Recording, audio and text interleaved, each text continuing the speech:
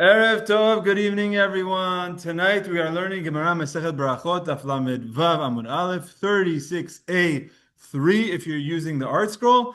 And tonight we will be traveling through 6 dimensions of halacha. Shalom Aleichem Shlomo. Tonight we will be going through 6 areas of halacha because we will be speaking about the tzlaf.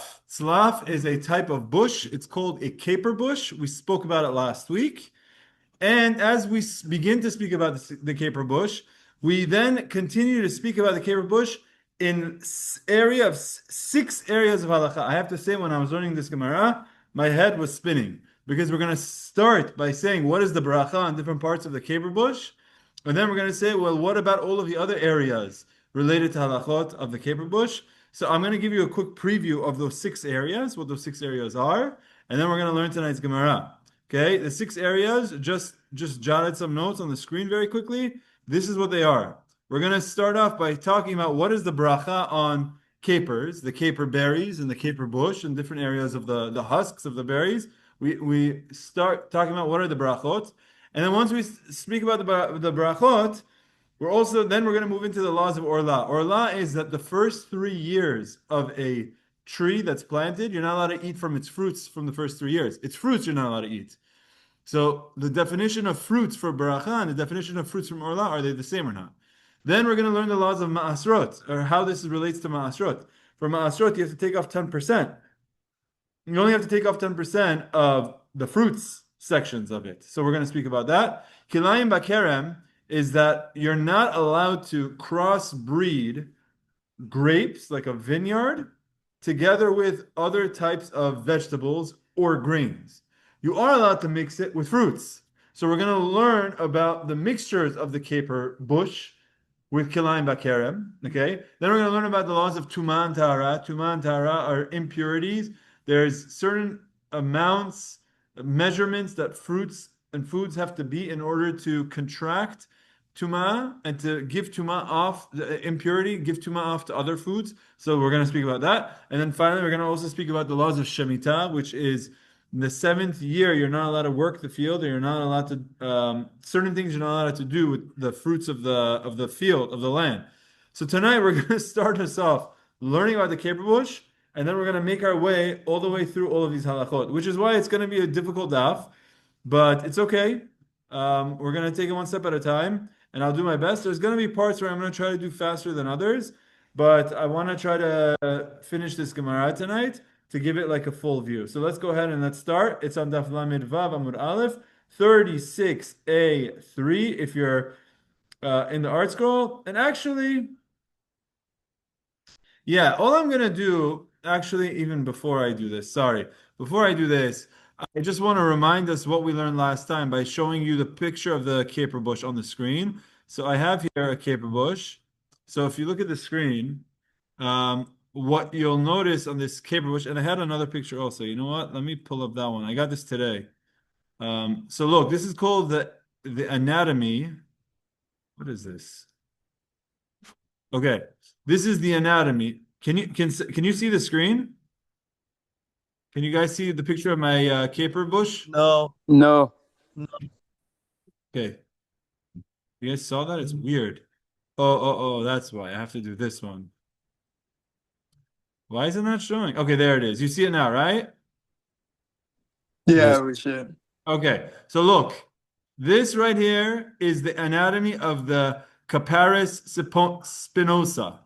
Sounds like a bench player. We're gonna bring him in next year. Yeah, Spinosa. So this Spinosa, this Caparis, it's called a caper bush. There are these little flowers. Within these flowers, there are little buds. That's on the right side of the screen, what they're calling the caper berries. Okay, that's what's pickled, and that's what we were speaking about that people eat nowadays. Okay, then that's what's coming out of the flower. What's coming out of these like branches is you have these leaves, but then you'll have these capers. This caper is the main fruit that has a shell. So what you're looking at the left, almost like a walnut. What? So They're showing here that this is what the thing on the left looks like, this is what the thing on the right looks like, and both are edible. But people eat both of them. But like I'm gonna show you a picture of like what you'll find in a jar like this on the like this jar, this type of thing. I'm pretty sure this is what's coming out of the flower part. These are the berries are coming out of the flower part, but both are edible. It's just a matter of terminology of what you call what. So halacha has names for each of them. Okay? Shalom, gentlemen. Hello, hello. So what you have here is you'll have within the flower, you'll have these little berries, and then on the stem, you're going to have leaves, and you're going to have these capers. These capers are in like some sort of like a husk. A husk, it's like a hard shell. Okay, but then there's a fruit inside of it. So if you think about these four parts, so you have these berries within the flower, you have the leaves, which I guess you could eat the leaves or you could like do something with them. Then you have the capers, which is the husks and the berry within the husk.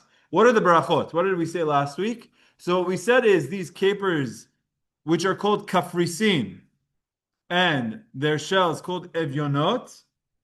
Sorry, my bad. Evyonot are the fruits, and kafrisin are the husks. Those, it tells us, are ha'etz. So the things that you see where it says capers, these like little buds that come out of the actual bush, there's a husk, there's a fruit inside it. They're both ha'etz, and then you'll have the berries that are coming out of your flower. Those are ha'adama, as well as these leaves. If people eat the leaves, they're also ha'adama. That's what we said last week, okay? So here's another view of it. These little purple things, it's the evyonot, which is the berry within the husk, within the kafrisin. So we got the terminology, evyonot, kafrisin. Evyonot is the fruit, kafrisin is the husk around it. And then you have these other berries which are coming out of the fruit, the flower, which are what they pickle nowadays. And like you get this in this jar. These are called timarim, and then you have alin, which are leaves. Okay? So gentlemen who just walked in, I just want to show you one more time for your benefit. Tonight, because of this tzlaf, this caper bush, we're going to go through 6 areas of halacha. We start off by the laws of berachot. Then we're going to make our way through the laws of Orlah, Ma'asrot, Kilayim, Bakerem, Tumah, and Shemitah. It's a very difficult daf of Gemara because you have to go through so many areas. What do you brought me some caper berries? Dates. Okay, fine. Yeah, so the caper berries are called Tumarim, dates. Okay, good. Those are ha'etz. Those are ha'etz. Ours are ha'adama. Okay, so let's go ahead and let's start the Gemara. Shalom to everyone who joined in the last couple of minutes. It's a bit of a tough Gemara, but we can do it. We're going to start on Lamed Vav Amud Aleph. Okay, what happened? There it is. If you're looking at the article, it's 33A3, Amar Rav Yehuda Amar Rav. Okay, everyone with me? Amar Rav Yehuda Amar Rav. Rav Yehuda says in the name of Rav, Slaf Shel Orlah Bechutz La'aretz. So now, as I said, we started with the laws of Berachot. Now we're going to move into the laws of Orlah. We're already moving into the laws of Orlah. What is the laws of Orlah? When you have a fruit tree, the first 3 years, you're not allowed to eat its fruit. Okay, that's the laws of Orlah. We've gone this a couple of times. You plant a fruit tree, the first 3 years, its fruits are off limit. You're not allowed to eat it. So once we learned the laws of the brachot, do you remember what did we say about the brachot of Betzlaf? We said the kafrisin and the evyonot, which is the caper and the husk around it, are ha'etz.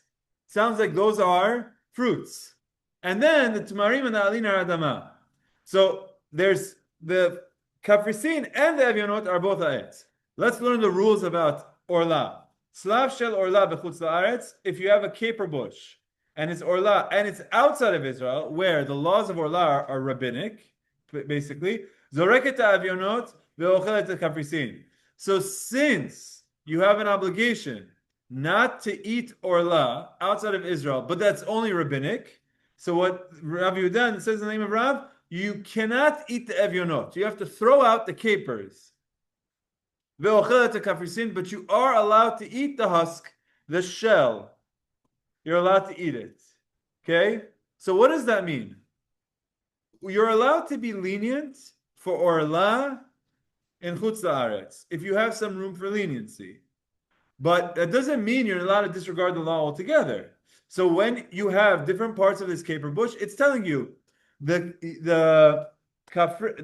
evyonot, the actual berry, you can't eat. But the husk around it, you're allowed to eat.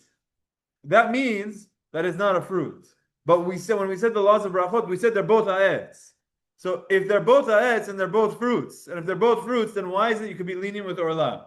So that's what the Gemara is going to ask now. Lememra de evyonot pireh v'kavrisin lav pireh. Sounds like you're saying the actual capers have the status of a fruit, but the husks do not have the status of a fruit. Or a minu, but there's a contradiction. What was the contradiction? What we just said about the brachot. Amine nitzpan, the different parts of the caper bush. Al he'alim ve'al timarot, on the leaves and on the small caper berries. Omer borei priyadama. Those are the ones that come out of the flower part. You say borei priyadama because that's not the main part of the fruit. That's not why the bush was planted. But on the capers and the husks around them, Omer borei priyadama. You say the beracha borei priyadama. So now we're saying, hold on a second. You're telling me from the beracha perspective, the caper and the husk is all ha'etz. It's like a peel of a fruit. You know, if you have a peach and the peach peel, it's all the same beracha. It's all part of the same fruit. So you're telling me this is ha'etz, that's ha'etz. The whole thing is ha'etz. But then you say for Orlah, you have to throw out the middle, but you could eat the husks. So which one? So why is it that Orlah doesn't apply to it? So the Gemara says, Hu de'amar Rabbi Akiva, because the statement of Orlah really holds like Rabbi Akiva. Did not, as we learned in the Mishnah. Now we're going to learn the Mishnah from Mesechet Ma'asrot. So now we're going to enter our third arena of halacha. We started off with Berachot, then we moved into Orlah. What is Orlah? Orlah is the first 3 years of a fruit tree. Then we're going to move into Ma'asrot. What is the laws of Ma'asrot? What's Ma'aser? Not 10 years. Tithing, 10%. Every year that I have my field produces grain, I need to give 10% to. I have to give 10% to the Levi'im, and then I have to do Maaser Sheni. If you have fruits, you're going to have to take off Maasrot. Let's call it midrabanan. According to the Rambam, it's also D'oraita, but for the context of our Gemara, it's very clear that it's going to hold as D'Rabanan. So now we entered our third area of halacha, Maasrot. What does Rabbi Akiva say regarding slaf for Maasrot? Ditnan, as we learned in the Mishnah, Rabbi Eliezer is of the opinion that says slaf mitaser timarot ve'evyonot kafrisin. Oh. So Rabbi Eliezer says, you know which parts of the caper bush you need to take maaser on, which means there are fruits, the timarot, those little caper berries that we eat together with the salmon, ve'evyonot, and actual capers, that fruit, ve'kafrisin, and also the husks. All of them you have to take off maaser. Rabbi Akiva says, "Ein mitaser ela evyonot bilvad." Rabbi Akiva says, no, maaser only applies to the evyonot, to the actual capers, to the big ones on the side, only those alone. Mibnei shu peri, because that's a fruit. Only that's a fruit. Okay, so what's happening here is that when we talk about this caper bush, you know what I really should do is I should open up, because I can't keep switching the share screen. But it's okay. So in this caper bush over here, on these guys, within them is like a fruit, right? That's what we said. With it, cloud before buds. No, well, no. Are you saying or you're asking? Pretty sure. If you do our whole daf, you just rip it out because it doesn't make sense. So no, I don't think so. I think there's parts. I hear what you're saying, but there's parts of there are parts of fruits that come from within the flower. Those are the caper berries. This is what Cody told us he eats with his salmon, right? Those are the pickled ones. That's what you'll find in this jar in the top right, okay? But then out of the branch, not out of the flower, but out of the branch, you'll have these little buds that come out. These are little fruits with a shell. It's called the kafris and the evyonot. The evyonot is the fruit, is the caper, and the evyonot is the husk around it. Okay, so it's not budding into a flower. It's what you could end up eating down here on this bottom left. Like there's distinct parts of this bush. Okay, so it could be that in this picture we're pointing to the wrong thing. It's possible that in the picture we're pointing to the wrong thing, but this is what we're talking about. Like this is like a science thing. It's called the spinoza. What's it called? The anatomy of the Capparis spinosa. Okay, there's different parts of this animal. So here's of this bush. So first thing, what did we say? We said this right side is ha'adama, left side is ha'etz. The caper and its husk is ha'etz.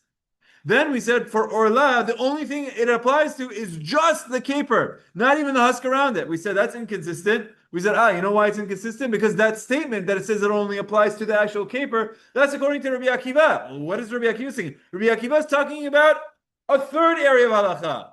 Not about Orlah, but about Ma'asrot. And he says, you know what? Ma'asrot only applies to the actual caper, not to the husk, not to the berry, not to anything else. That's the opinion of Rabbi Akiva. So that lenient opinion of Rabbi Akiva is the opinion that we're following by Orlah. So it's a lenient opinion that we're following. Okay? Bear with me. Let's go back. I'm sorry, I'm just trying to switch back and forth. So I wish there was a better way to do this. There is. If I open up the stuff on my iPad, I don't have to switch back and forth, but I don't have the setup right now. Okay, so let's keep going. So the Gemara says, okay, if that's the case, if you, Rav Yehuda Marav, are going to make a statement by Orlah, and your statement is going to say, hey, Orlah only applies to the kafris, to the evyon, but it doesn't apply to the kafris. And then we ask you, what is this opinion? And we say, oh, it's like Rabbi Akiva. So why are you making up an opinion? Why are you saying this like it's your own opinion? Why don't you, Amar Rabbi Yamarav, say halacha like Rabbi Akiva? I hold like Rabbi Akiva. Why are you saying a statement in a vacuum saying, you know, when you have a caper bush, you could take this part and throw it out and you could eat this part? Just say halacha like Rabbi Akiva. So right? So the Gemara says, V'neim halacha Rabbi Akiva. Why don't you say that halacha like Rabbi Akiva? Because if I would have said that, hava amina afilu ba'aretz, then I would have taken the statement further. Remember, Rav Yehuda Marav is telling you you could be lenient with the eat the husk of the capers, to eat the kafrisin outside of Israel with Orlah, because outside of Israel, Orlah is only rabbinic. But if you say halacha is like Rabbi Akiva wasn't distinguishing between Israel and outside of Israel. He said you could be lenient everywhere. So if you say halacha is like Rabbi Akiva, then you're going to be lenient inside of Israel also. So that's why we didn't want to say it. Kamash Malan, for that reason, he wanted to say it this way because kol hamekel ba'aretz halacha kimoto b'chutz la'aretz. Here's the rule. Aval ba'aretz lo, but in Israel no. Here's the rule. Whenever you have an opinion that is lenient in Israel by Orlah, in Israel, Orlah is from the rabbis. So we're not going to hold like that lenient opinion. Why? Sorry. Orlah is from the Torah. We're not going to hold like a lenient opinion. Why not? In Israel, Orlah is from the Torah. So if you have two opinions, one is lenient and one is strict, which one do you have to hold like? The strict one. Why? From the Torah, Sfeka deoraita lechumra. You have a safek. You're not not sure what the halacha is. In a law that's from the Torah, you have to be strict. But once you step outside the borders of Israel, the laws of Orlah become Rabbanan. So safek derabanan lekula, you're allowed to be lenient. So here's what the Gemara is saying. The rule is that kol hamekel ba'aretz, whenever you have a lenient opinion by the land of Israel, like Rabbi Akiva is going to be lenient by the husks of these capers, that in Israel he says Orlah doesn't apply to it. So in the first year you could go ahead and eat it. You have to throw out the berry, but you could eat the husk. Kol hamekel ba'aretz, when you're lenient in the land, halacha kimoto bechutz la'aretz, the halacha will follow him outside of Israel, but not in Israel. In Israel we're going to be strict, but outside of Israel we're going to be lenient. That's why Rav Yehuda Marav said, you know what? Outside of Israel, zorek et evionot ve'ochel et kafrisin. Throw out the berries, but you could eat the husk. We're going to say, whose opinion is that? Is this the opinion of Rabbi Akiva? So why don't you just say halacha like Rabbi Akiva? Because if I tell you halacha like Rabbi Akiva, you might come and do that in Israel. But that's not what he's saying. He's saying, outside of Israel, you could be lenient like Rabbi Akiva is inside of Israel. Because whenever there's someone who's lenient inside of Israel, the law will be like him outside of Israel. So the Gemara says, okay, fine, but still, you don't need to plagiarize. V'nema, so why don't you simply say, halacha ki Rabbi Akiva b'chutz haaretz. Say, the law is like Rabbi Akiva outside of Israel. Why don't you do that? Shalom Aleichem, Mr. Koren. We saw you on the Zoom and we see you in person also. Okay, you get 2 attendants for tonight's class. All right, doubling up. You get 2 tickets. Give him 2 points. So why don't you just simply say that halacha is like Rabbi Akiva outside of the land of Israel, and give your logic. Because whenever you have a lenient opinion inside of Israel by Orlah, we'll use that opinion outside of Israel by Orlah. Why don't you just say that? If you would have said that,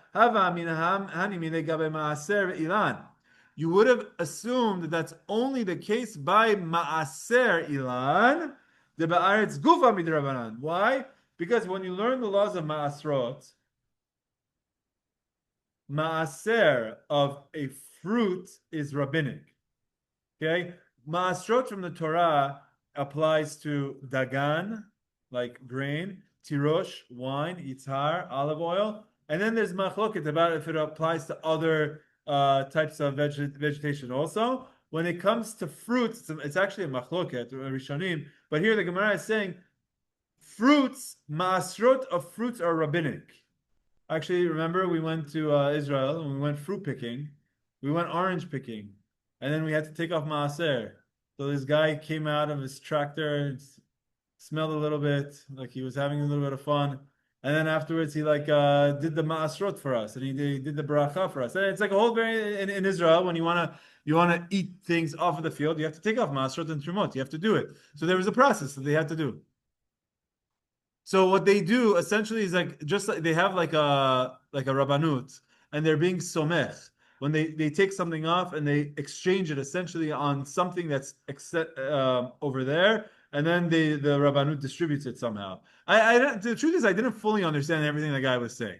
To be honest, I was just like, I'm not sure if he knew exactly what he was doing. But like once we started asking questions, he put on his hoodie on his head and he took out his phone and he read something. So whatever. But he says this is how we do it, and we're somech on this. And afterwards, I found out this is how they do it. The only reason why I didn't understand is because I'm an American. If I was an Israeli and I would be involved with these things all the time, it's like a simple process. They have a hechsher, they get a rabbanut, and they do something. Hopefully they do it the right way. Honestly, I don't know if he did it the right way, but it's okay. Okay, anyway. No, I think he did it the right way. I really think because he was reading something, he was explaining something, and I was checking up on what he said afterwards, and it all checked out. And then afterwards I spoke with people, and they said everything that was done was correct. Anyway, ma'asrot on fruits are rabbinic. Fine. So you're with me? We're going through areas of halacha here. Rabbi Akiva, when he talks about the laws of ma'aser, he says you could be lenient with the husks of the capers. So now, in the laws of Orlah, Rabbi Yehuda Marav says you can be lenient with the husks of the capers outside of Israel. And when we ask him, where are you getting this opinion from? We're saying it's from Rabbi Akiva. So he's like, why don't you just say halacha like Rabbi Akiva? Oh, Rabbi Akiva wasn't talking about outside of Israel. I'm talking about only outside of Israel. Okay, so why don't you, Rabbi Yehuda Marav, simply say halacha like Rabbi Akiva outside of Israel? It's like because Rabbi Akiva was talking about ma'aser. And ma'aser of fruits as is rabbinic. So if I would have told you halacha is like him by outside of Israel, you would have thought, oh, since the whole thing even in Israel is rabbinic, so you want like a double. You want rabbinic in Israel, then outside of Israel I'll be lenient. But I'm not saying that. I'm saying that even though in Israel Orlah is from the Torah, you could be lenient outside of Israel with only one step removed. That's what he's saying. So one more time, let's read it. If I would have said halacha like Rabbi Akiva, I would have said this applies only to maaser of trees of fruits, the ba'aretz gufa midrabanan, because in the land of Israel it's rabbinic. So therefore, outside of Israel, I'll be lenient and say you could eat the husks. But when it comes to the laws of Orlah, which really in the land of Israel is from the Torah, so I would have thought that you have to be strict with eating the husks of Orlah the first 3 years. Kamash Malan, that's why Rabbi Yehuda Marav says explicitly, when it comes to Orlah, the caper bush, you're allowed to eat the husks of the capers, the kapfrisin, you're allowed to eat them. Just throw zorek et avinot ve'ochel et kafisin. Okay. Quick recap. I told you tonight we're going to be going through 6 areas of halacha for this slaf. Because of this slaf, this caper bush. This caper bush has many parts to it. We first learned the laws of berachot. When we learned the laws of berachot, we said the evionot and the kafrisin, which is the berries, the capers, I'm going to call them the capers, and their husks are ha'etz.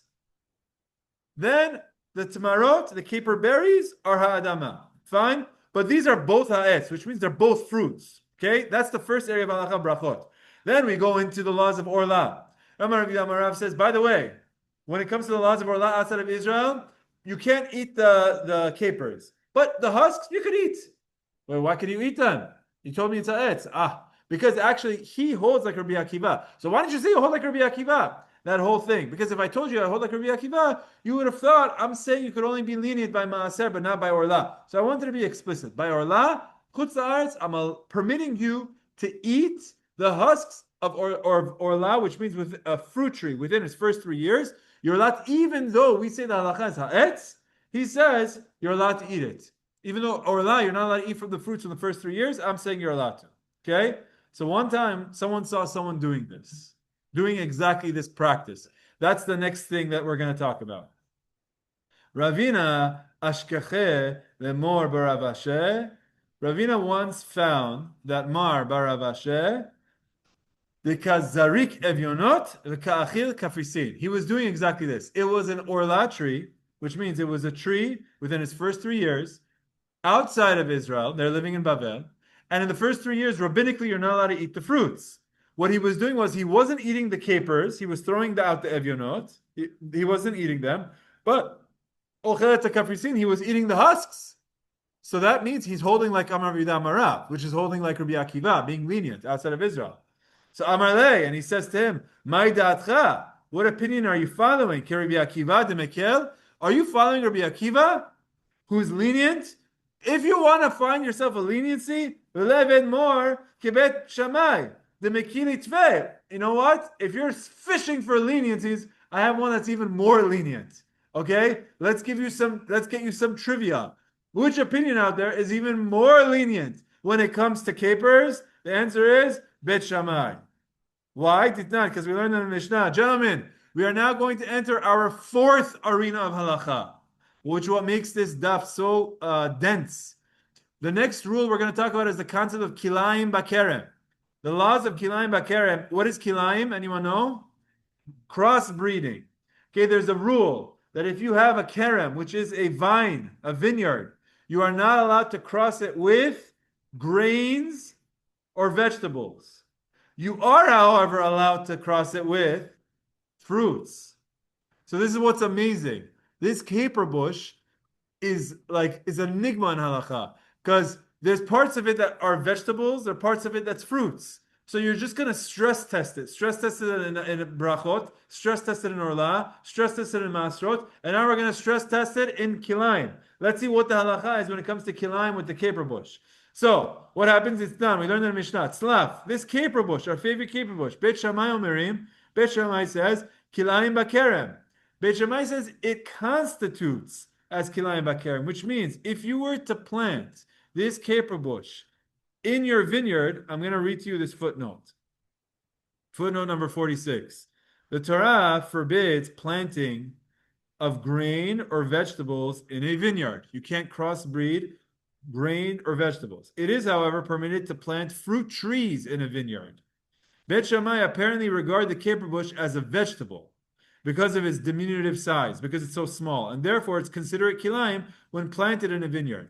So Beit Shammai says that if you planted caper bushes inside of your vineyard, it's a problem. It's kilayim bakerem, which means Beit Shammai views it as vegetable, not fruits. Fine. Beit Hillel, Omrim and Beit Hillel say in kilayim bakerem. No, it's not a problem of crossbreeding in the vineyard. Why? Because he views it as a fruit. This is footnote number 47.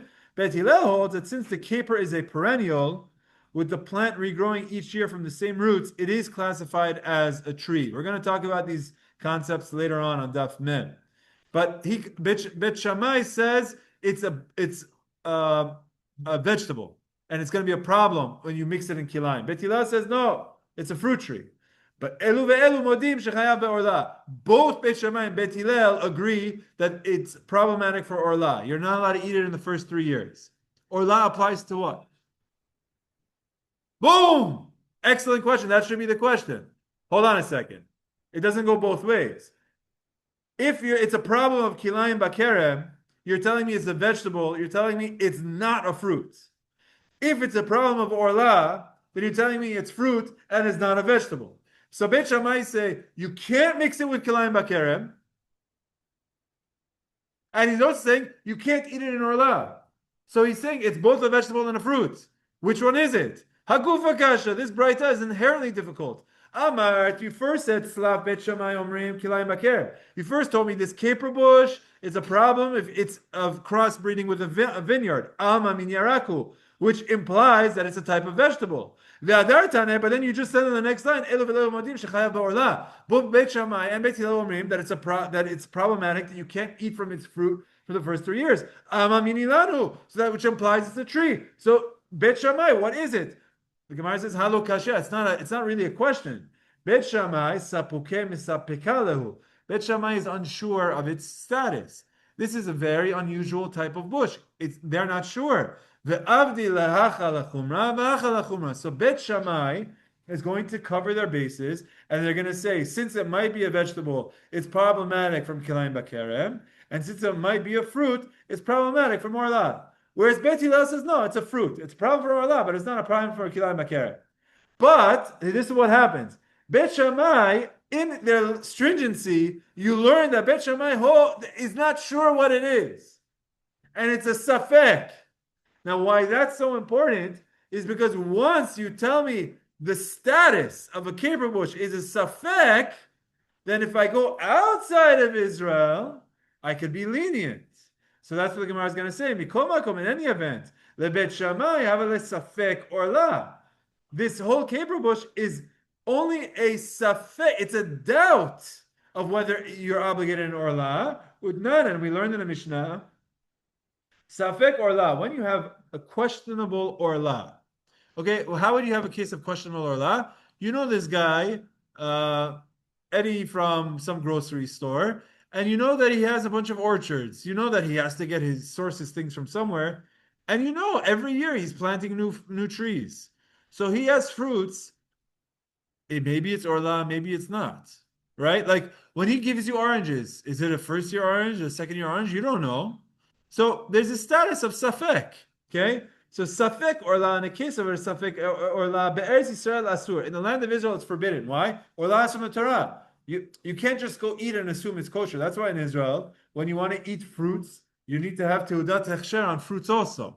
You need to make sure that they're kosher. You need to make sure all of the turmot and maasrot and orlah is all taken care of.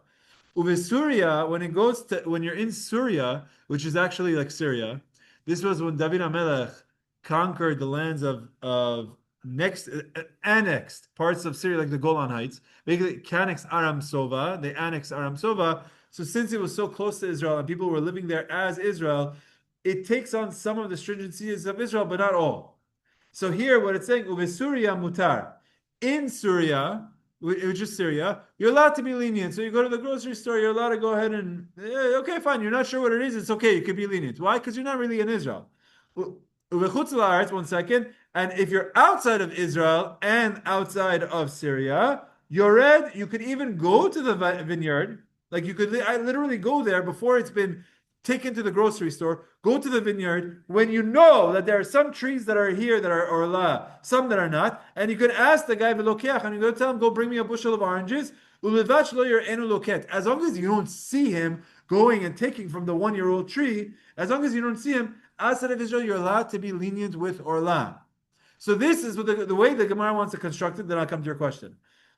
Ravina Samor Baravashe, outside of Israel, he was being lenient with Orlah. What was he doing? He went to the caper and he said, I'm not going to eat the caper because this is like, according to Rabbi Akiva, it's problematic. So I'm not going to eat this. But Rabbi Akiva says the husks are okay. And I'm going to be lenient because there's a leniency. So then Ravina says to Mar Baravashe, hey, if you're fishing for leniencies, guess what? Beit Shammai has a safek about the whole caper bush. And since he has a safek about the whole caper bush and you're outside of Israel, you could eat the evionot also. If you hold like Beit Shammai and there's a safek, so you could be lenient and go ahead and eat that. So if you're fishing for leniencies and holding like Rabbi Akiva, why don't you take it a step further, hold like Beit Shammai, and go ahead and eat the capers as well? That's the question of the Gemara. Yes. What if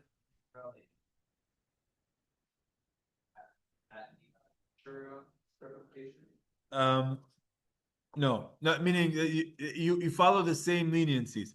The laws of Orlah apply outside of Israel, but they're rabbinic in the sense that if there's a safek, you could be lenient. So if you go to shop whatever, you go to Shop Mart or Shop Wall, whatever, Walmart. What I don't know. I haven't. We gotta go to Pathmark. You go to some sort of a grocery store, Aldi. Aldi's the new one, right? You go there. You don't know if this is Orlah or not, so you're allowed to eat it. But if you in your backyard plant some sprouts, or I mean like some date trees or fig trees or something, I know you're going to do your sprouts also, but you're going to do some fig tree and you know it's 1 year old, that's not a safek. You're not allowed to eat that. So the laws of Orlah apply outside of Israel, but since they're rabbinic, then when it's a safek, when you're not sure, then you could be lenient. But if you're sure, you're not allowed to be lenient. Okay, so it still applies to answer your question. Okay, good. So, it's like trolling the poor guy who's eating the husks of a tree. He's eating the husks because he holds like this lenient opinion of Rabbi Akiva. He's like, oh, Mr. Lenient, why don't you hold like Beit Shammai and eat that also? So what's the Gemara? Okay, I'm like saying it almost like tongue in cheek, but what's his response? The Gemara says, hold on a second. There's two types of leniencies. There's Rabbi Akiva, and then there's Beit Shammai. Rabbi Akiva, bimkom Rabbi Eliezer, avdinan kavate. Rabbi Akiva, when he's against Rabbi Eliezer, even though the halacha is not like Rabbi Akiva, he's an authoritative opinion enough that we could rely on him in times of leniency. We'll follow him when you're outside of Israel, when there's other factors. There are times where you don't hold like an opinion, but considering other situations, other factors, you'll rely on the lenient opinion. We do this all the time in halacha. Normally we don't hold like this, but once you have other factors and considerations, then you'll rely on the lenient opinions. Beit Shammai, b'mkom Beit Hillel, ena Mishnah. But when you talk about Beit Shammai and Beit Hillel, Beit Shammai has no authority whatsoever. You're not even going to use Beit Shammai as a consideration factor. We're never going to hold like Beit Shammai. You can't take it that far. Beit Shammai, the halacha is not like them. Halacha is like Beit Hillel. Rabbi Akiva and Rabbi Eliezer. So halacha is like Rabbi Eliezer, but sometimes we'll hold like Rabbi Akiva if we times of leniency, like for example, outside of Israel for Orlah. Okay. All right, guys. We learned 4 areas of halacha. I'm telling you, it's an exhausting daf, but we're going to do it. We're going to make men out of you. We learned 4 areas of halacha. What we just learned is that the kafris, which is the husk, the shell of the caper, is not chayav ba'orlah. Even though we said it's the beracha ha'etz, we said it's not chayav in Orlah outside of Israel. Why? Because Rabbi Akiva, by the laws of Ma'asrot, says Ma'aser doesn't apply to it. Okay? And when we were talking about this fruit item, we're just to clarify, Orlah doesn't apply. Orlah says you can't eat the fruit, but we're saying you can eat the husk. But now we're going to say, I got what you're saying. I got that the kafris is not the fruit, and it's a shell. So I understand why you're saying Orlah doesn't apply to it. But I want to include it into the rules of Orlah for another reason. And now that we're going to do that, we're going to learn about this whole other area of Orlah. You ready? The concept is going to be a shomer la peri. A shomer la peri is a protector of the fruit. What we're going to learn now is that there are the anatomy of fruit. There are times where you have a fruit and you have a protector of the fruit. If that protector has the status of a shomer la peri, a protector of the fruit, which we're going to have to define what is it halachically, then Orlah applies to that also, even though it's not the fruit. Why? Because the Torah says you have to consider Orlah for the fruit and something else, which we're going to see right now. And that additional item is going to talk about the protector. So we're going to have to define what is the protector. And if the protector If the kafris is considered a protector, so I got it. You're telling me it's not a fruit. Fine, but it's a protector of a fruit. So Orlah should still apply to it. So why are they eating it outside of Israel? Why is Ravina finding Rav Asher eating it? It's not the fruit, fine, but it's a protector of the fruit. So let's go ahead and see the Gemara.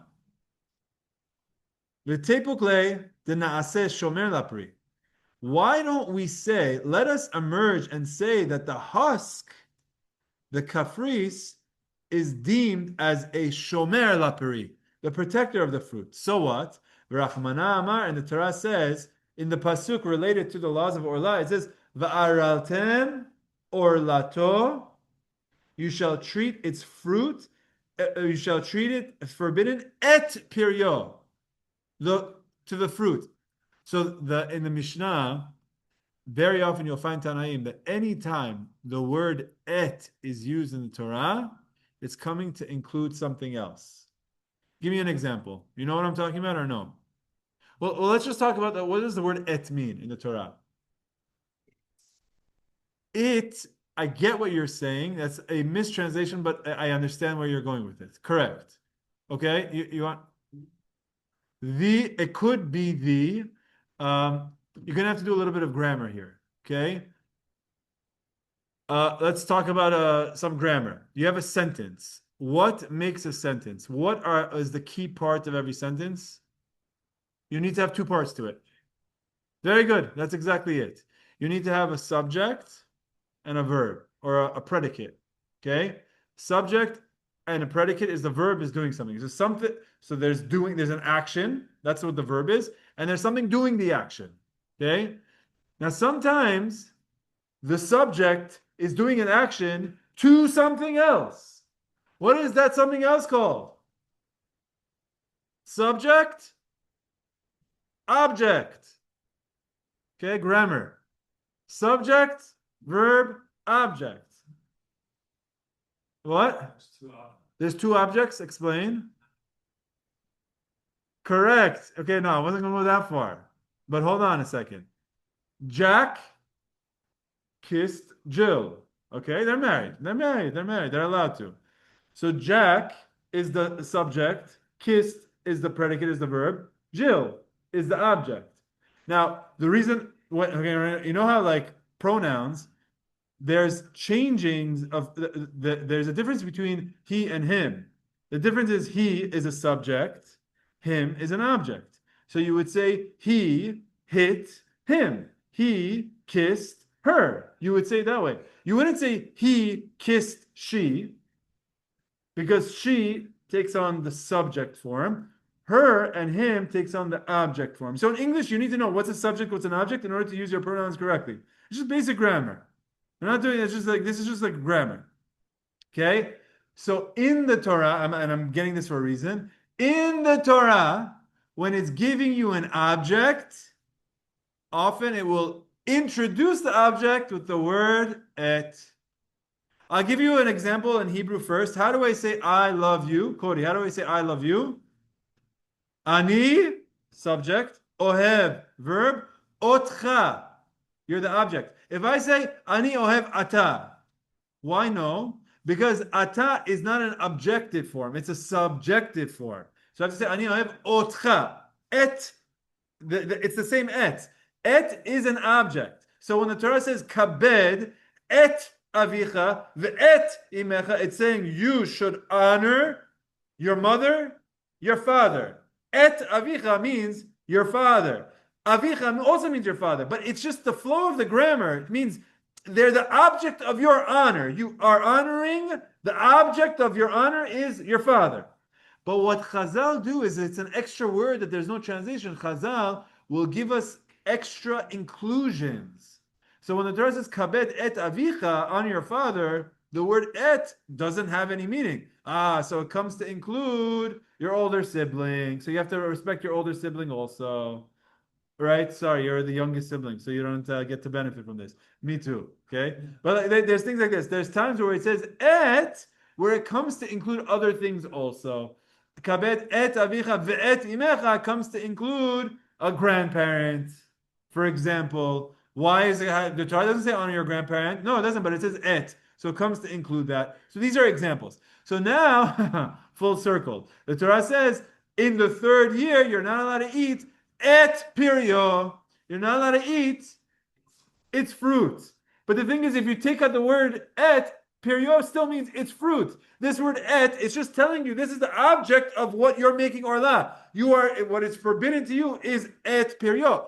Et is coming to include something else. Okay, I hope you enjoyed this grammar masterclass. This wasn't easy. I'm gonna be honest. You're probably not gonna get this in many shiurim. This takes a lot of secular education. So you want to include peel with et pirio?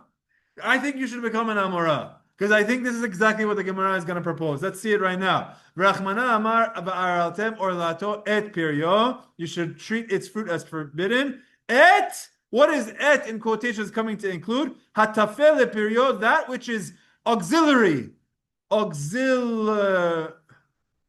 Auxiliary to, I've never used that word in a sentence before, but that which is secondary to the fruit, umay nihu, and what is that coming to include? Shomer lapri, the fruit protector. So here's what the Gemara is going to say. We have this whole scandal where there's people in Bavel eating the kafrisin. They're eating the husks of the capers. Because what are they saying? They're saying it's not really a fruit. Rabbi Akiva says it's not really a fruit. Rabbi Akiva says maaser doesn't apply to it in Israel. Outside of Israel, we're going to be lenient with the Orlah. So this whole Orlah, I just planted it, boom, eat the kafris, eat it, eat it, eat it, eat it. They're like, what are you doing? So we're going to say, it's okay, we hold like Rabbi Akiva. Fine, but the Gemara says, fine, you're telling me it's not a fruit. Rabbi Akiva says it's not a fruit. By the laws of maaser, it's not a fruit. But it's a peel. And if it's a peel, even though it's not a fruit, Orlah still applies to it because of et piria. So you still have a problem. Why are you eating it?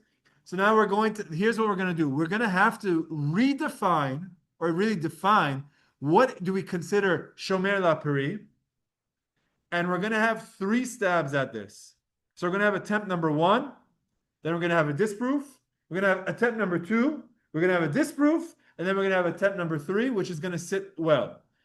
In order to do this, we're going to have to go through 2 other areas of halacha, which is difficult. That's why I'm giving you the structure beforehand so you understand the flow. We're going to now give 3 definitions of what is a shomer lapri. And as we do that, once we do that, we're going to conclude this topic and we're never going to talk about slough ever again in our lives. Okay? Basically, I'm kidding. But let's go ahead. Meaning then we're going to be done with this sugya of this Gemara. So let's go ahead and do it. Amar Rava. So Rava says, let me try to define for you what is a shomer lapri, what is a protector of the fruit, and why a kafris is not a shomer lapri. In what case do we say that something is considered a shomer lapri, a protector of the fruit, thus rendering it forbidden for eating during Orlah? It's when that peel exists both on the tree and off the tree, which means there are certain types of peels that by the time the fruit is mature enough that it falls off the tree, like it's ready for picking, that thing is already fallen off. It's like dried up. It's there for the process, but once it's ready to come off the tree, it's done. So then it's not considered shomer lapri. The implication being that your kafrisin don't exist at the end. They're going to fall off. They like almost like pop open or something. And since that's the case, then it's not really considered shomer lapri, which means you're allowed to eat it. That's what the first answer of Rava is. A shomer lapri is something that will be there both before and after, like a peel of an orange. When an orange falls off, does the peel fall off? The peel's never falling off. Okay, so it doesn't dry off afterwards. Fine. But here, in the case of our capers, of the husk, of the kafrisin, when it's attached, it's there, but when it's time for it to get detached, it falls off. It's no longer there. It like flakes off. Okay? Hence, the husk, since it does not cover the detached berry, is not a category of protector of the fruit to which Orlah prohibition applies. Okay? If that's the case, if our cutoff point is going to be when it's on, when it's attached, it's on, but when it's detached, it's off, that's what's the shomer lapri, I'm going to have a problem. Why do I have a problem? I'm going to have a problem from pomegranates in the laws of Tumah. Area number 5 that we're going to talk about tonight of Tumah. We spoke about Berachot, Orlah, Ma'asrot, Kilayim Bakerem. Now we're going to learn about pomegranates and Tumah. Let me just explain. Food items can receive Tumah, and they could even make other food items Tameh as well. But in order for them to become Tameh, and in order for them to make other things Tameh, they need to have a minimum measurement, which means if you find something that's a very small, tiny crumb, that's not going to become Tameh, and it's not going to make other things impure. These laws of impurity really doesn't apply to a regular Joe. It'll apply to a Kohen. A Kohen is not allowed to eat certain fruit items when it's Tameh. If it's Terumah that becomes Tameh, he's not allowed to eat it. But let's say you have your terumah and it's a small bite size and some impurity touches it, it doesn't become tameh. Or if you have something small that goes and touches your other tumah, it doesn't transfer the tumah. What is that size? It's called kabetza, the size of an egg. Okay? So now here's what we're going to do. What we're going to say is that there are certain fruits that there's other attachments to it. Can you consider that as part of the calculation or not? So I have an apple. The apple is not the size of a kabetza, but with the apple stem, if you add it, it's a little bit, tips it over just tips it right over the level. Do you consider that stem part of the fruit? And the answer is going to be yes. Okay? So then we're going to learn about the pomegranate. There's parts of the pomegranate that we're going to include. There's parts of the pomegranate that we're not going to include. Okay? With that background, let's see what the Gemara says. And I'm going to show you a picture. Abaye says, I have a problem with your distinction, Rava. Rava, you're telling me shomer la peri. The distinction is whether it's there when it's attached or detached. I have a problem. What's my problem? Pitma shel rimon mitztarefet. The pitam of a pomegranate combines with the pomegranate for the laws of Tumah. As I just explained, that could top it off to make it the size if you're going to include the pitom. You know what? Ve'hanetz shelo, let me read this line, then I'll show you the pictures, then we'll come back to it. Ve'hanetz shelo ein mitzaref. But its nets, which is like the stem, does not combine. Okay? So in the laws of Tumah, pitom combines, which means pitom is part of food. Ve'hanetz shelo does not combine. Let me show you a picture. I saw a bunch I actually sent you guys a picture in the chat, so you might have seen it already. Here we go. Do you see it? You see it. Okay, this one. Okay, cool. This is the anatomy of a pomegranate. I don't know if you guys know the names of these items. So you have a pomegranate. This thing up here is called a calyx. I believe that's the nets. That's the covering part, okay? This calyx is not part of the fruit. The membrane, this thing right over here, it's almost like imagine you had an apple. Like, imagine the fruit part of all of these, are they called arrows? Pomegranate seeds. They have a technical name. They're called arrows. Someone find out how that's pronounced, okay? But these arrows, the seeds, imagine like that's an apple shape. And like this membrane is coming out similar like an apple. So Rashi says that the thing the pitam is like something that comes out of an apple. So this part is considered part of the food. So you get like, if you get, can I draw on this? Can I draw on this guy? Browse all your photos. Not what I wanted to do in this moment. What? Edit with designer. Boom. Okay. This is why Adobe stock is crashing. Okay, guys, I have like a free Adobe designer right here. Go check out Adobe stock. You'll understand why it's crashing. Okay, so here, let's see if I can mark up. So what I would say here is like up until it's a thick line. It's a thick line. Let's make it a little bit thinner. Up until here, this area over here that's called membrane, this area right over here is part of the fruit. It's considered part of it for that Beitzah size for Tumah. But the nets, which we'll call this calyx part, this part is not part of it for the laws of Tumah. So it's not food. You with me? So when I'm learning the laws of Tumah, what I learn is, hey, your membrane is part of the fruit. Your calyx, the netz shelo, is not part of the fruit. And then guess what? We're going to say that that calyx is going to be a problem for Orlah. Why would it be a problem of Orlah if it's not part of the fruit? Because it is shomer lapri. It's a protector of the fruit. That part is protecting the fruit, keeping it fresh. Okay, now you need to know that this thing falls off when the time that it's ripe. Because if you look at this picture over here, look at this. This thing is massive. When you buy a pomegranate, this whole thing isn't there. Most of it dries and falls off.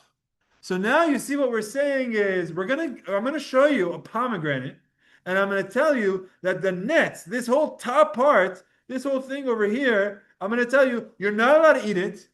Now I know it's not considered fruit. How do I know it's not considered fruit?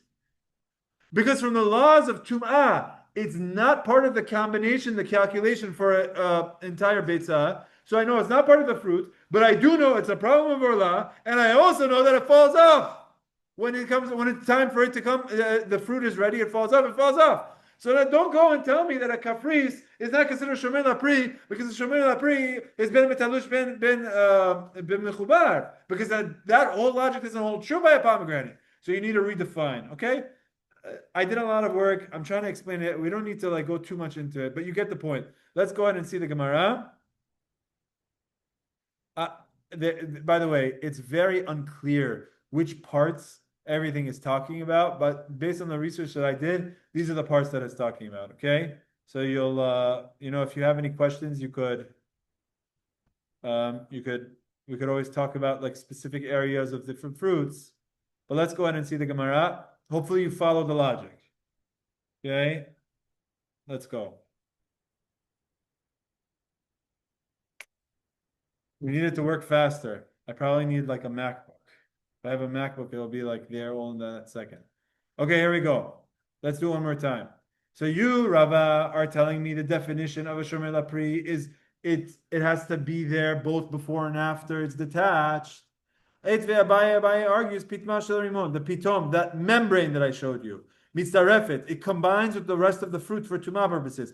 Ve'anetz shelo, but that calyx part, that stem, the crown, let's call it a crown, and mitzaref, that's not going to combine the measurement for food. So it's not considered food. When you tell me that crown is not going to combine with it, so you're telling me it's not considered food. It's not considered food. Utnan garbe orlah. But when I learn the laws of orlah of pomegranates, we learn the following: kliperimon, the entire peel of the pomegranate, ve'hanetz shelo, and including its crown, and also let's include other animals, klipe egozim, animals, other food items, klipe egozim, walnut shells, the garinim, and pits of fruits, chayavim ba'orlah. All of them are obligated in orlah. So we said that the peel of a pomegranate and the crown of a pomegranate is obligated in Orlah, and we also know the crown is not food. So if it's not a fruit, why would it be chayav in Orlah? Because it's shomer lapri, et tafel lapri, right? So chayav in Orlah, and then Rashi tells us, and it falls off. This crown falls off when it's detached. Let's look at the footnote. If the net is not a food, as evident from the Mishan Uksin, then it's being subject to Orlah must result from it being deemed a shomer lapri, a protector of the fruit.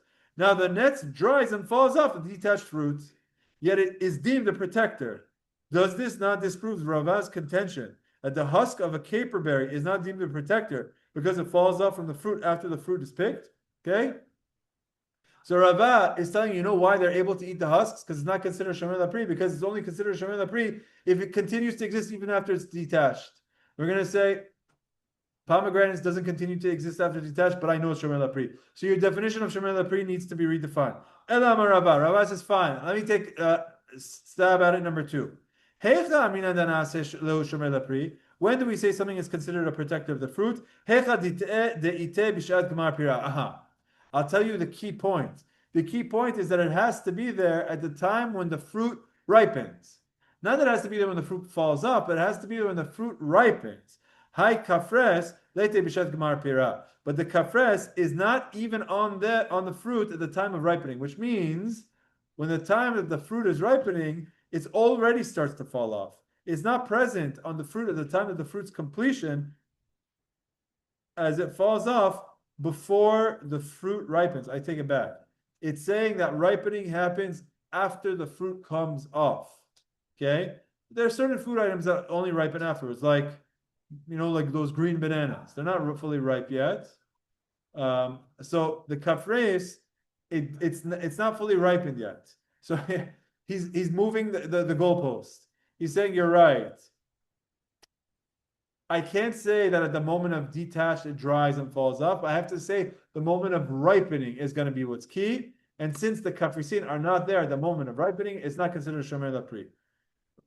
Fine. Let's just see footnote number 14. Rava postulates that a fruit is not classified as such until it ripens. Hence, any protector, such as the caper husk, that falls off before the ripening stage is not redeemed a protector of the fruit, and thus is not subject to Orlah. The nits of a pomegranate, on the other hand, is a protector since it is still a pomegranate during the ripening stage. It ripens while it's still on the tree, so it becomes ripe, and it's still there. Then it detaches, and then it falls off, but it was there during the ripening stage. So the ripening happens, the ripening of the caper happens after it falls off. Ripening of the pomegranate happens when it's still on. Fine. So we're going to say we're going to go by the ripening stage. The Gemara is going to say, I have a problem with that. My problem is going to come from little grapes. We're going to talk about grapes now. And then we're going to conclude. Bear with me. We need to finish this tonight, so we're going to do it. Ini. Is it true that the marker of what's considered a shomer lapri is if it's present during time of ripening? V'amar Rav Nachman. Amar Rabba Baravua. Rav Nachman says, Hani matchale de Orlah asire. Calyxes. Whoa, was that the word? Was that the word that they used there for the nets of the thing called the calyx? Look at that. Okay, I didn't even pick up on that. The calyx is to the date what the husk is to the caper berry. Boom. Okay, so there's some other fruits. The date. I've never really seen shells on a date, but I'm also seeing. There's a thing on top. Oh, the cap. Yeah. That little cap. Is that a calyx? Maybe. Okay, so that okay. You know what? Okay, good. I'm glad you brought your snack tonight. So here, take it out. Show it to the group. So this is exactly what we're talking about. It's like a husk. It's like a shell. It's like a calyx. Okay, so everyone who's on the Zoom, Mr. Aziz here, he has like the top of a date. If you ever have these dry medjool dates, the top of it has like this little thing. We're going with it. That's a calyx. That's like the husk. Can you eat that? Let's see. Eat it. No. We have to for science purposes. He's chewing it. Break it. Yeah. Okay. So you could eat it, right? Like you could stomach it, right? So there you go. So that's what we're talking about. I'm not asking you that. I wasn't kidding. I'm just kidding. You don't actually have to eat it. But the point is like, so imagine that's what's happening. They're taking out the berries. They're eating the husks, and we're saying, hey, okay, it's not a fruit. It's not a fruit, but it's a shomer lapri. So now we're going to talk about this. There's these dates. Dates have a calyx. I don't know if that's what we're talking about, but we're going to go with it for now. Hani matchale de Orlah asire, they're prohibited to eat. Why would it be prohibited? Ho'il v'nasu shomer lapri. So Rav Nachman says because it's shomer lapri. V'shomer lapri ematava. But the Gemara says, when is that shomer lapri? Bekufra. That's not protecting anything right now. What is that protecting? That piece right there, Mr. Aziz, right now, what is it covering? It's not covering anything. It's not a shomer lapri right now. It was a shomer lapri very early in the ripening stage. When it was a little baby, that thing kept it protected. Then it grew out. So that thing was a shomer lapri, not at the ripening stage. When it ripened, that wasn't a shomer lapri. So this is exactly what Gemara says. When was that a shomer lapri? Bekufra, when it was still immature. Because karile shomer lapri. And that's considered a shomer lapri. Rav Nachman tells us that calyx of the date is considered a shomer lapri, and it's not really doing anything at the time of ripening. It really was doing protecting, before the time of ripening. So how are you, Rava, telling me ripening is the stage that's considered something shomer lapri or not? So you know what? The Gemara says, whoa. You're bringing a statement from Rav Nachman. Don't mix Rav Nachman in here. Rav Nachman's got his own opinions. Rav Nachman savar like Rabbi Yosef. Rav Nachman holds like Rabbi Yosef. What does Rabbi Yosef hold? You got to be kidding me. We're gonna have to do one more thing. What does Rabbi Yosef hold? Did none. We learned in the Mishnah. Rabbi Yosef says, Smadar. Let's talk about our next favorite fruit, the grapes. When the grapes are very, very, very small, the tiny, immature grape buds are called smadar. Smadar asur mipnei shuperi. Of a orlah, the baby grape is not, you're not allowed to eat it because it's considered a fruit. Smadar is considered a fruit. Upligi rabbanan aleh. But rabbis argue on Rabbi Yosef and say that's not the fruit yet. Okay, so imagine this. Rava wants to tell us, shomer lapri, what's the key moment for it to be considered a protector of the pri? It has to be there when? The time of ripening. Okay? Then we say, hold on a second. Rav Nachman told us that the top of a date is considered a shomer lapri, but it's not there the time of ripening. So, because he really lowers the bar for what he considers ripening. Because he holds like Rabbi Yosef, and Rabbi Yosef holds like these tiny, immature parts of a grape, the smadar. He already says, that's already a fruit. That's not a fruit. That's not ripe yet. Rabbi Yosef says it is. So he changes the benchmark of what is considered being ripe. The immature bud is considered ripe. So that's why he holds it is there at the time of ripening. Because he has a different benchmark for what's considered ripe. But the rabbis don't have that benchmark, so that's why it's not an issue. Upligi Rabbanan Arei, and the rabbis argue. So Matkif la Rav Shimi Minarda. So Rav Shimi wants to argue and says, Uishar ilanemi pligi Rabbanan Aleh. But so hold on a second. You just brought me a machloket between Rabbi Yosef and Rabbanan by grapes. And you're going to say that same argument applies by dates. Who said that the same argument applies? I don't think it does. Let me prove it to you. And in order to prove it to you, I'm going to enter into the sixth realm of halacha tonight, and that's the rules of Shemitah. Let me just teach you a little bit of Shemitah. In the Shemitah year, are you allowed to eat Shemitah fruits?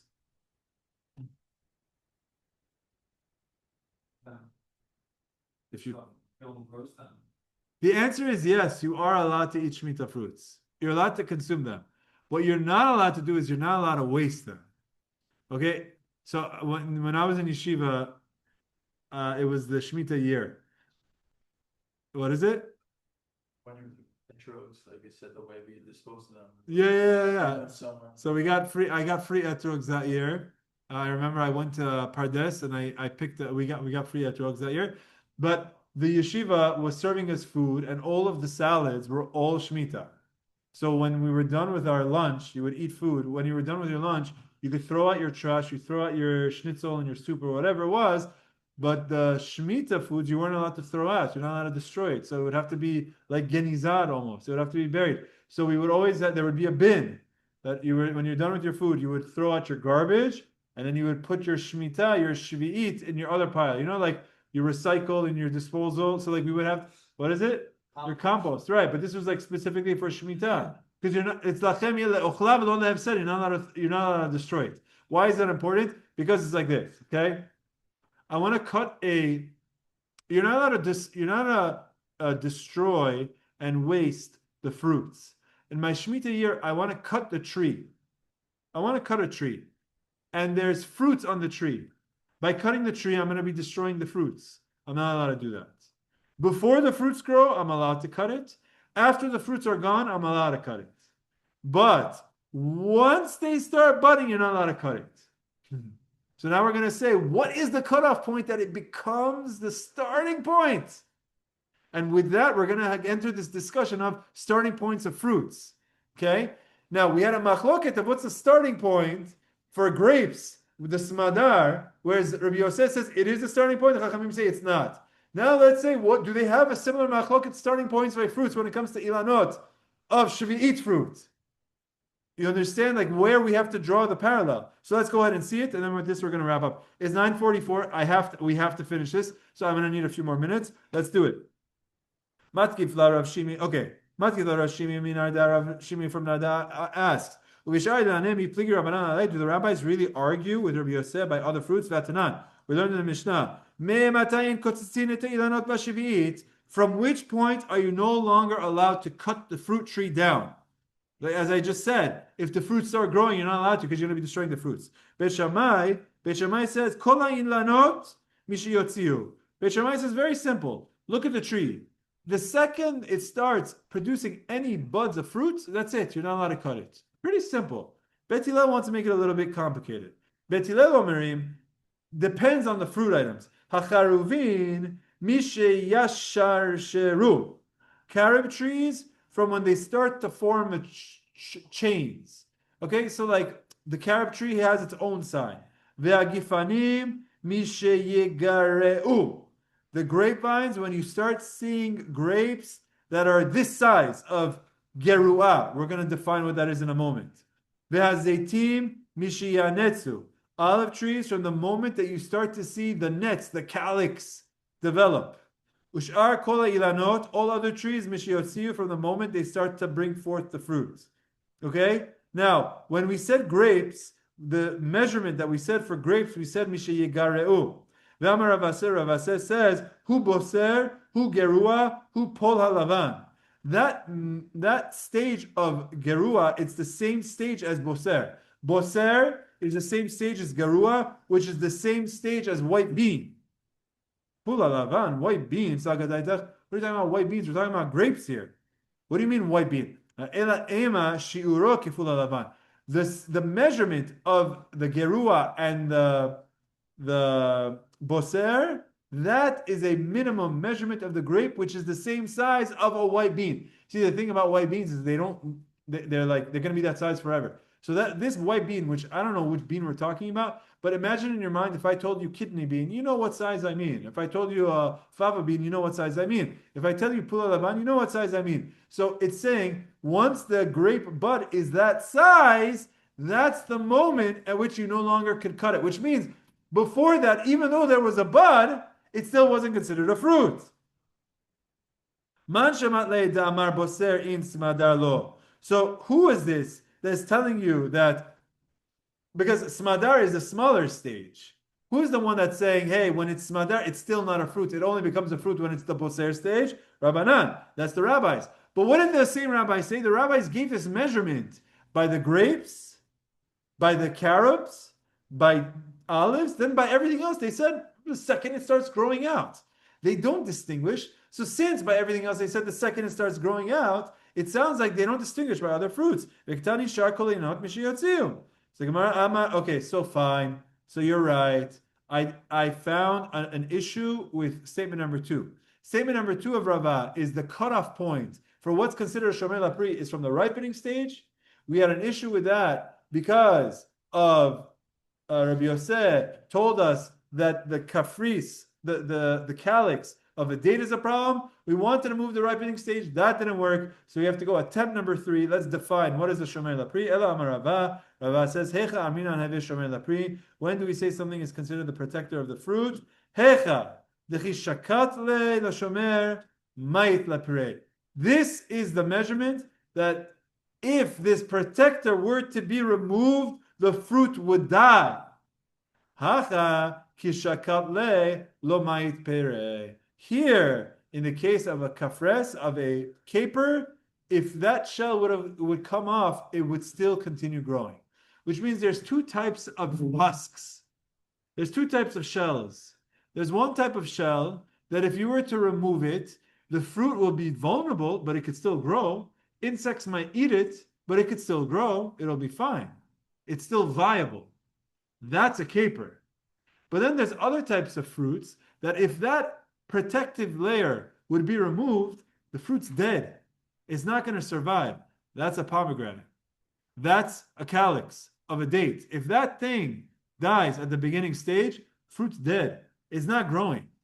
So that's the difference. And because of that, a kafres is not considered a shomer lapri. Why isn't the kafres of the caper bush considered a shomer lapri? Because the caper could survive without it.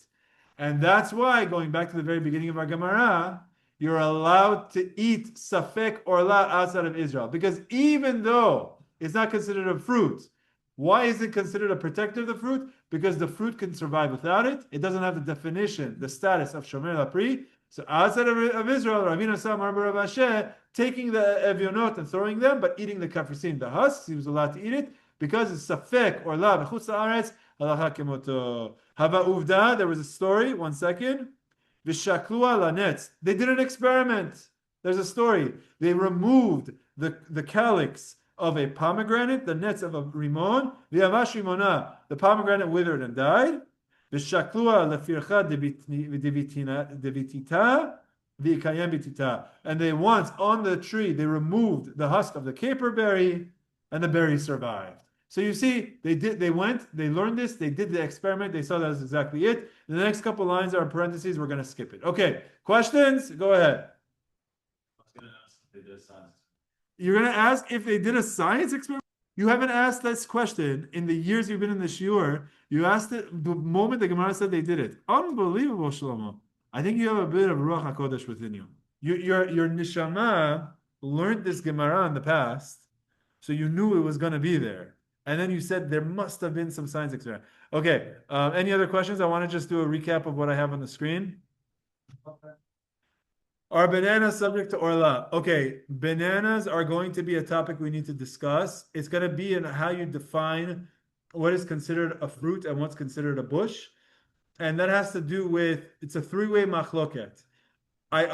Banana really deserves its own shiur and halacha. There's a siman in Shulchan Aruch, and it refers to a fruit called mozish. And when you look at it and you look at the translations, it says banana. If you know a little bit of Farsi, you know exactly what a banana. How do you say banana in Farsi? Moz. So when you're learning this, you say, it's for me. So probably what that means is that moz is not really a Farsi word. It's coming from some sort of some word from another language. I don't know exactly where, but we'll fit in banana somewhere. Okay, somewhere at some point when we are ready and we have all the elements, we're going to talk about banana. I want to just take a moment and reflect. Okay, I want to celebrate because when I was preparing this Gemara, I'm going to be honest. I learned this Gemara maybe like 7 or 8 times, and every single time I did it, I found like I'm like taking 2 steps backwards. Very complicated piece of Gemara, and then like it hit me. We're literally going through 6 arenas of halacha. We start off by saying, hey, this caper, some parts of it are etz, some parts of it are adama. The caper and the husk are etz, the tamarim and the alin are adama. And then we said, oh, you're telling me this and this is etz, but in the laws of Orlah, outside of Israel, because of you can't eat this, but you can eat this, so that doesn't align. We said, oh, because that's the opinion of Rabbi Akiva. Who said Rabbi Akiva? Rabbi Akiva said something about ma'asrot. Fine, ma'asrot. Then we took the laws of Ma'asrot, and Rabbi Bar Nachman says, I'm going to take the laws of Ma'asrot and apply it by Orlah. That's why I didn't just say halacha like Rabbi Akiva, because if I would have said halacha like Rabbi Akiva, you would have thought it only applies by Ma'asrot, but it applies by Orlah. Then we said, oh, you want a lenient opinion? So Ravina said, Rav Asher doing it is, you want a lenient opinion? Why don't you follow the opinion of Bet Shammai? What's Bet Shammai? Bet Shammai says that kafrisin is a problem for Kilayim Bakerem. It's a problem for Orlah. How could it be both a problem for Kilayim Bakerem and a problem for Orlah? Because it's safek. If it's safek Orlah, safek v'chutar, so you should go ahead and eat it. But we introduced the rules of Kilayim Bakerem. And then we said, okay, fine. So we understand why you can't hold like Bet Shammai. We said, but how could you eat this kafris? When you're eating this kafris, you're eating a husk, you're eating a shomer lapri. So we had to define what is a shomer lapri. But then when we gave our first definition, then we started to go into the rules of the pomegranate. So what is a shomer lapri? And once we talked about that, we talked about the laws of Tumah and Tahara. And which parts of the fruit is considered food, which parts of the fruit is considered shomer lapri. So then we did that whole discussion. We had to redefine what is a shomer lapri. And then we came up with another definition. Is the point is not when it's attached and detached, but it's ripening versus non-ripening. But then we had this whole problem about the grapes with the smadar. And the smadar, don't tell me that the rabbis and Rabbi Yosef are arguing by other fruit items of the dates of what you're eating over there, the calyx, the top of the dates, because they are only arguing about grapes. So you need to come up with another definition. But when we did that, we learned the laws of Tumah, of Shevi'it, of like at what stage you could cut off the trees, and we learned the laws of Shevi'it. So then finally we came up with a new definition. What is the definition of shomer lapri? Something that it could survive without. It's viable without that. then it's not considered shomer pri, and that's why they're able to eat the husk. But in order to do that, we had to go through 6 areas of halacha, all complicated, which is why this was so complicated. So hopefully this gives you a little bit of zoom out to be able to see. We learned so many subjects, so many topics. There's a lot of good footnotes, a lot that I spoke out, that I tried to give you the background. I encourage everyone to go ahead and study it and do the footnotes, but I wanted to make sure that we covered it in one night. Be'ezrat Hashem, next class we're going to start with a new topic, okay? Be'ezrat Hashem in good health. Azak Baruch. Yeah. What is it? We learned some Hebrew grammar tonight. We also learned about pronouns, the grammar, predicate. Okay. Have a great night, everyone. Azak Baruch.